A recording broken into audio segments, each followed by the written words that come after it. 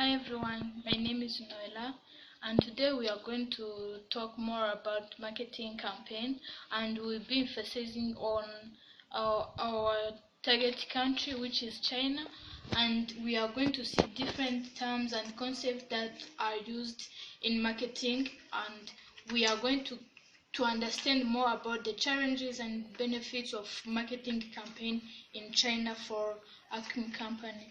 So first of all, I would like to talk a little bit about the product that we are going to be marketing. And in this marketing campaign, Akim, an American company, is going to be selling its sneakers, athletic sneakers, in China, and that is the main product that we are going to be selling in that country. And we are going to prepare a marketing campaign that will help us to make people aware of our product. So about the concept that we are going to be covering, there's global marketing strategy. So this is a global marketing strategy is defined as the process of adjusting the marketing strategies of the company to adapt to the country's to the condition of the country. So it means that it's the way of selecting a marketing strategy that you are going to use in your campaign depending on the country's condition.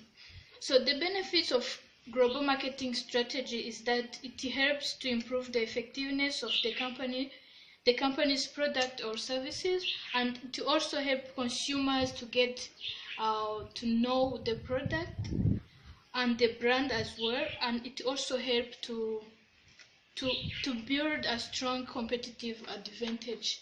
That's the main meaning of the global marketing strategy. So the second concept is target market. So target market is defined as a group of people that a company is targeting to sell product to or a service to. So for instance, Chinese are our target market, are our target customers, because we are going to be selling the product to them. So they are our main target customers. So in order to develop an appropriate marketing strategy, you need to know who are your target market, who are your target customers. So with the ability to know your target customers, you'll be able to develop a strong global or marketing strategy that will help you to reach or to satisfy all your target market needs. Another concept is demographic. So demographic is defined as the number and characteristics of people who live in a particular area. So the demographic of our campaign is Chinese. So these are the people, all population of China. They are our target customers, and the numbers of them, if they are billion or even like their numbers, the number of population is our demographic. So that is the meaning of demographic. And for more information, Cleverly is the resource that you can consult to know more about the global marketing strategy, the target customers or target market, and demographic. Let's now move to the consumer behavior. And this is a study of individuals and the processes they use to select product or services. So the company should first know the customers, their customers or their target customers, and how they behave when selecting a product or a service. So what do they base on? So the company needs to know all those factors that help the customers to select a certain product. So for us as Acme company, we also need to know what Chinese based on when selecting the product, either which type of product do they prefer, which color do they prefer. All those are the factors that may help them to select a certain product. So we need to know all the behaviors of our customers so that we can adapt to what they need and what can satisfy them. So as the importance of knowing consumer behaviors, it helps to adapt to the way of satisfying customers, as I come to say. So another concept is social media marketing. So this is a way of marketing goods or services through social media platforms like for Facebook, Instagram, Twitter, all those platform. You can use them to market your product. So that's why what we call social media marketing. If you market a product or services using social media platform. So another concept is global branding, and this refers to the way of making your brand known worldwide, like building your brand so that all people around the world can know your brand. For instance, there's a global brand that which is known worldwide, like Coca-Cola, Toyota. Those are the brands that are known worldwide. You can go in Rwanda, you will find the population know about Coca-Cola. When you go to America, they know about Coca-Cola. When you go to Europe, they know about Coca-Cola. So it means that the brand is widely known by the population. So global branding helps the company, or helps to make the company's product known and sold effectively. So like if you know the company or the brand of the company, it is easy to buy or to purchase its product. For instance, if it's maybe Nike, it's also a brand which is known, and if you find the product and you get to know that it's for Nike company, you are not going to buy other products, yet you have the product of the company that you know since many years ago. So you are going to tend to buy those products instead of buying those of a new brand. So for us also, like our company, we need to know to make our brand known globally so that we can attract more customers. Another concept is international branding factors. The first one is firm-based characteristics, and these are the characteristics that influence customers' decisions. So for instance, consumers or customers, they tend to buy from those companies which are known instead of buying from those which are not very commonly known. Like as I came to say, if you know that this company has been operating many years ago, you are not going to buy those products for the new company or the new brand. Yet you know the other company which has the same product and has been operating many years ago. So this will influence your decision to go to buy to that company instead of buying to that company which is new. Another characteristic is product market factor, and it refers to the nature and scope of target market, the product cultural association, and the competitive market structure.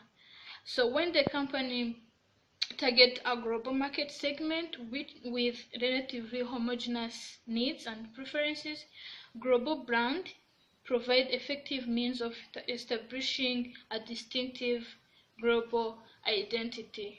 So this means that if like a company has been operating and has been providing the same product, so customers, they get to know what this company sell, and they are going to build the awareness of the company's product, which will influence them in buying those products. So another concept is market dynamics, which refers to the change in price signals as a result of change in demand and supply. So for more information, there's a reference that you can consult, and you can consult Sarah textbook. There's more information about this concept and this international branding factors, and you can get more information about them. So let's now move to the global brand structures. So there's first corporate dominant, and this is when there are relatively limited products on the market, or um, on the market diversity. Like for instance, on the market there are limited products or services. So that's when we call that there's a corporate dominant. There are few products that are being sold. The other structure is product dominant, and we say that this product is dominant when there is a product that read others on the market. Like this can depend on the price, the quantity of the product, or the appearance of that product. For instance, there might be different products with the same physical appearance, or which are the same, but then they are different in terms of price, they are different in terms of quality. So the product which dominate others, that is what we call product dominant. The other structure is what we call hybrid, and this is when there is similar product that are sold in the same location. So like in the same area there are different, or there are similar products that are being sold in that location. So that's what we call hybrid, or hybrid. So for more information also, you can consult Sarah textbook. There's long information, and you can get more information about these global brand structures. Then now let's move to the challenges and the benefits of marketing campaign in China. Starting by the challenges, when marketing in China, we are going to face different challenges, but fortunately we can think of how we can solve these challenges, because if we get to know the challenges we might face before, it will help us to know how we can address them before it happens. So the first challenge that we might face is language barrier, because Chinese, there are many people in China and they have different languages. So as we are targeting all Chinese, it is not possible, or it is not easy that we are going to be communicating easily with everyone from China. We might use English, but there are some people who doesn't know English, so that language barrier might be a challenge. And also cultural difference might be also a challenge. Chinese and Americans, they have somehow cultures which are different, and this might be not easy for us to adapt to each one. So we need to be aware of the cultural difference and get to understand how we can adapt to Chinese and how we can work effectively with them. So beside the challenges, we also have the benefits of campaigning in China.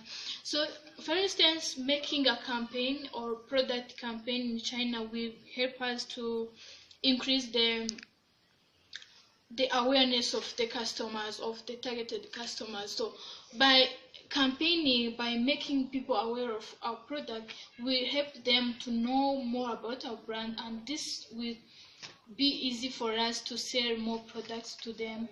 And the benefit is that the country is developed, and many of the Chinese are intellectual. They know more about purchasing, they know more about the importance of our product.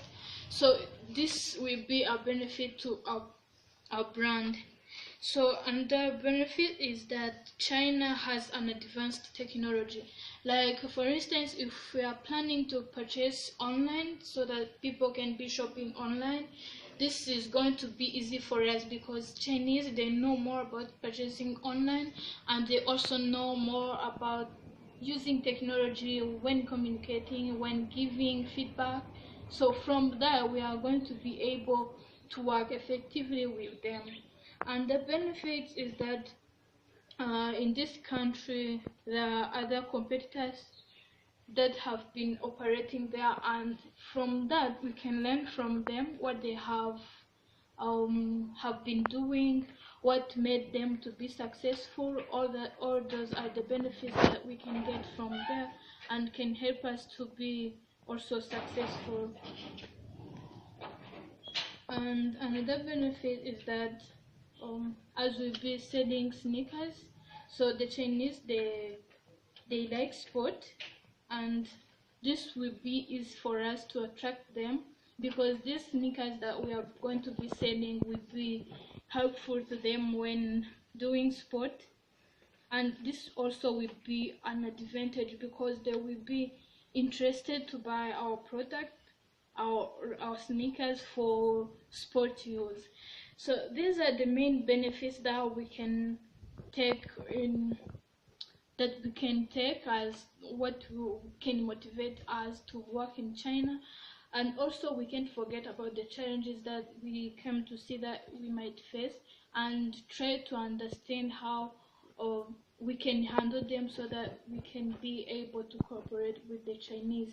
So thank you so much. This is the end of my presentation, and I hope that everyone get to understand the concepts that are used in marketing, and how they are going to be helping us in coping up with the Chinese and global market. So thank you so much for your attention, and I hope to see you next time.